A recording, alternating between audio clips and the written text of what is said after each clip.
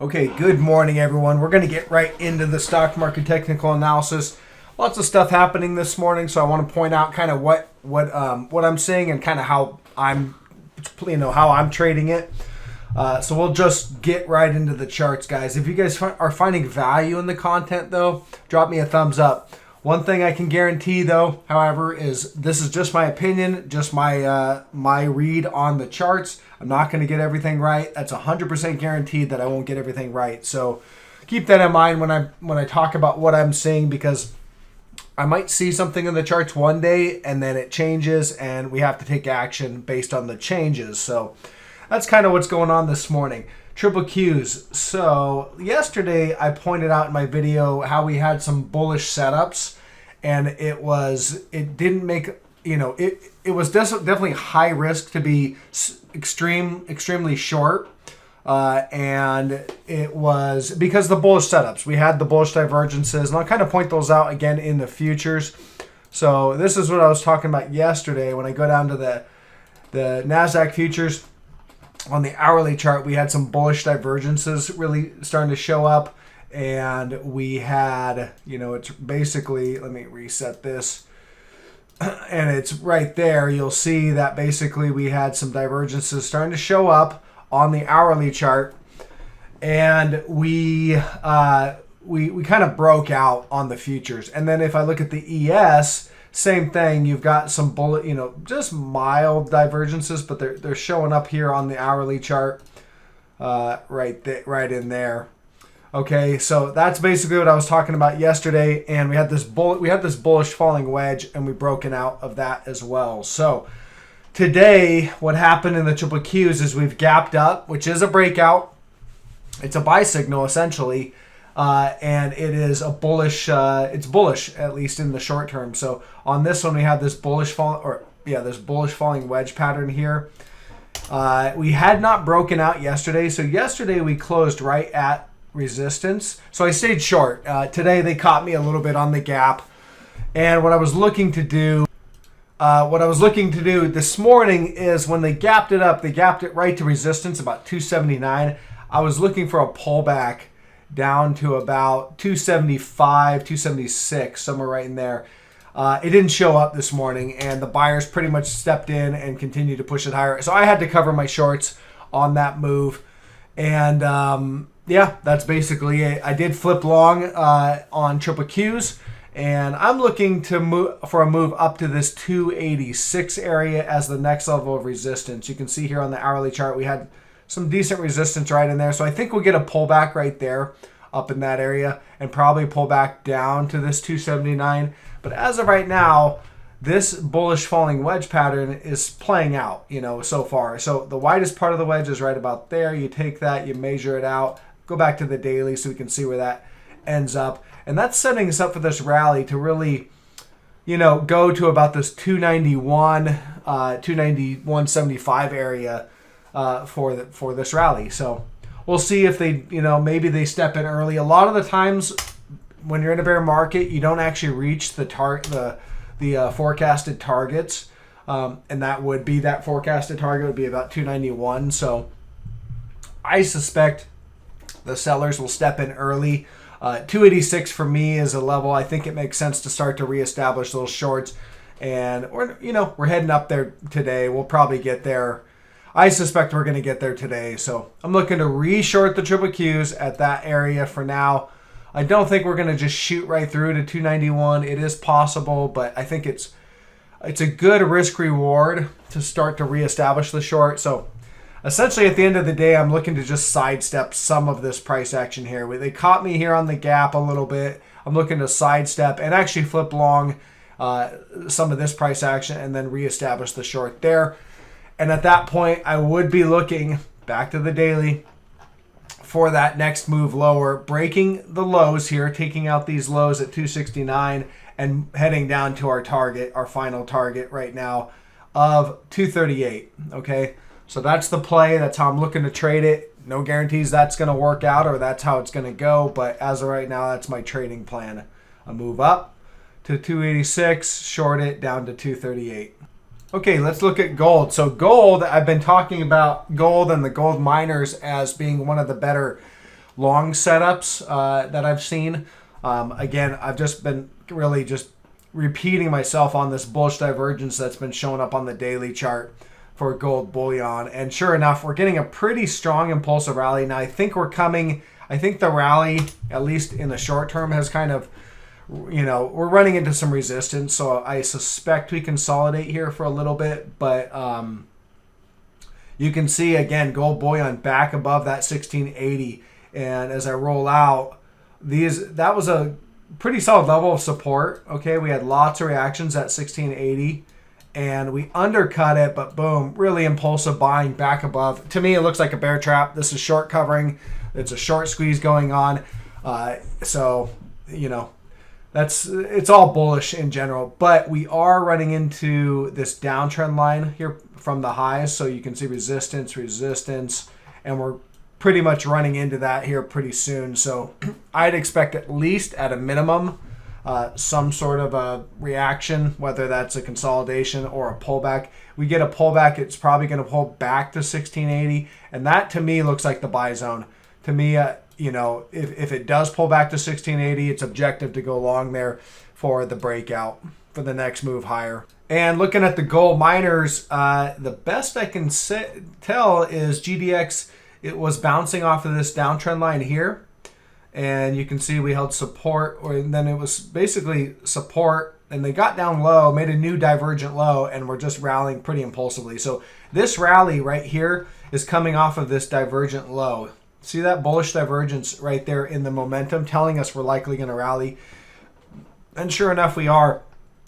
GDX from that low is already up 20% in a matter of, a week and a half. So pretty impulsive. I don't think it's done running. In fact, I think we're probably starting the next leg higher in gold than the gold miners. However, we could see it's run pretty far pretty quickly. We could see a pullback, and that's just consistent with what I'm seeing here in gold bullion running into this resistance line.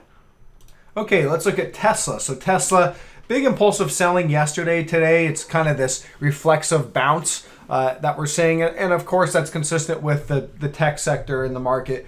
I have resistance on Tesla. It's not the cleanest level, but I have it about 258.50. Okay, I've got several reactions on that level. I've got them kind of circled here. And so I don't think it's the exact level, but I think it's in the area of resistance. We're rallying back into that. We could go a little higher. We could even gap fill right here at about 262.70. That would be probably the target. If it's going to fail, likely it will fail right there. All right, so something to watch. When I look at the hourly chart, potential downtrend line here marked in red, but again, we only have 2 data points, so not a valid trend line for sure. If Tesla's going to rally, it should rally, will likely fail up in this area right in here. And so again, I'm looking to re-short this thing back up there. Again, I've just kind of been stepping aside on a lot of my shorts, letting this rally that's going on right now play out, and then we'll reestablish those shorts at, slightly higher levels. So the main thing for the reason why we've seen a rally, as far as I can tell, is just the fact that the dollar's been selling down. So here's the dollar futures. We had a little trend line. We kind of had like a spike high. And yeah, I think that probably was the high in the dollar. And the dollar is likely set up to come down a lot more. But we still have this trend line right here. So this is support. And it looks like we're heading down to that trend line.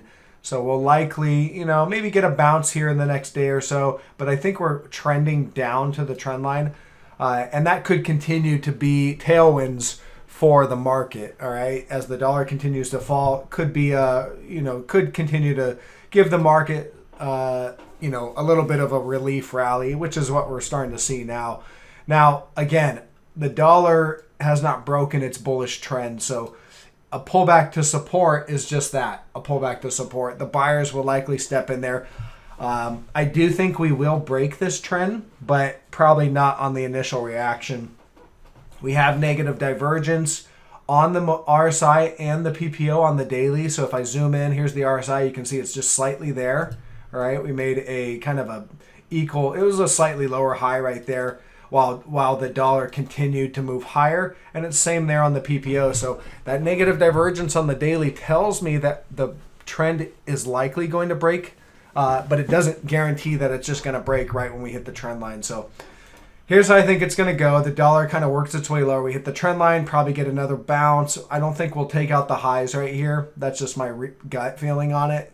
But until the trend's broken, anything can happen. But then we come back down to the trend line and then break. And then at that point, it's kind of the, the inflation trade should continue to work as the dollar breaks this trend and heads lower, which would be gold, miners, ag commodities, things like that. But I don't know if we're going to break quite yet. I think we could have one more kind of rally off this support line if we get down there. First Solar, they're popping this thing today. Obviously, it's just, the buyers are stepping in because they're feeling emboldened because of the rally.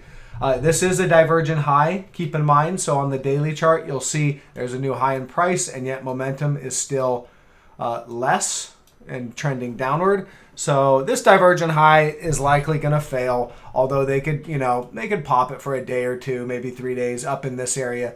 I still think it has a high probability, and it does have a higher probability of being a false breakout or, just rolling over basically. So I'm going to stick with this short for now. It's, we're underwater a little bit on it.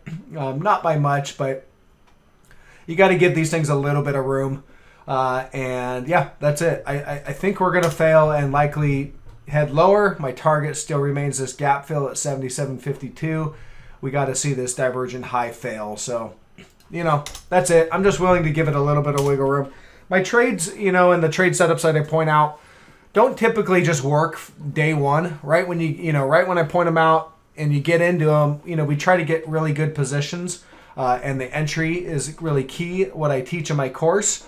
But at the same time, this is swing trading. You got to give trades a little bit of room. You can't just expect to be right off the bat. So if you're feeling the pain in some of these trades, like First Solar, and you can't take this little tiny divergent high that's happening, then you've got too large of a position.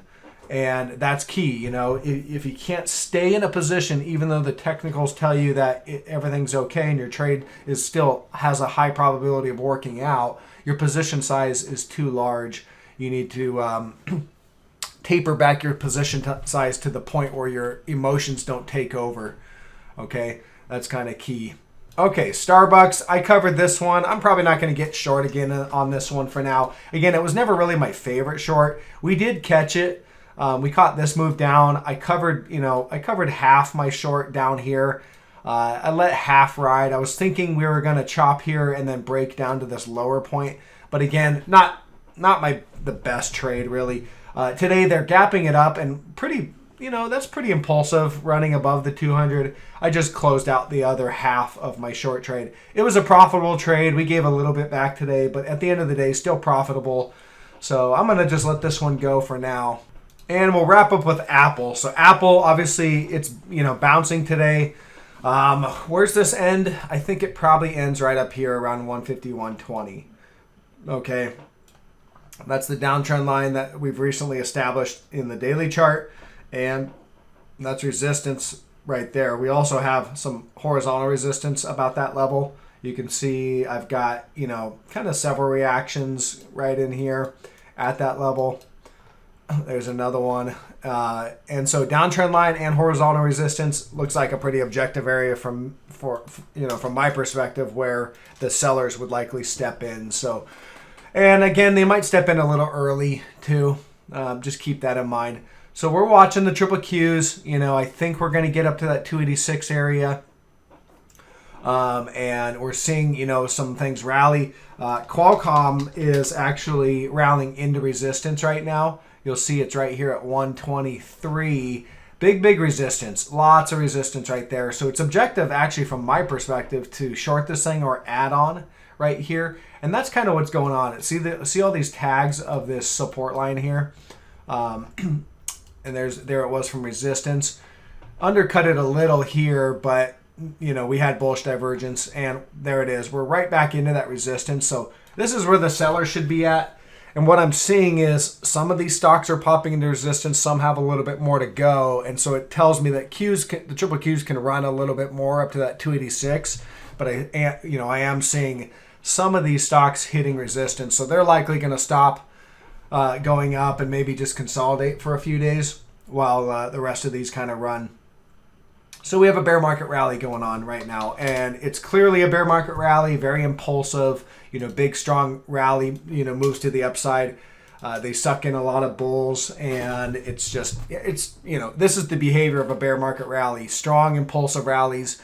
The strongest rallies occur in bear markets, and that's kind of what we're seeing right now. Where does it end? I don't exactly know. I think we probably end around 286. We could go up to about 291-ish, somewhere right in there.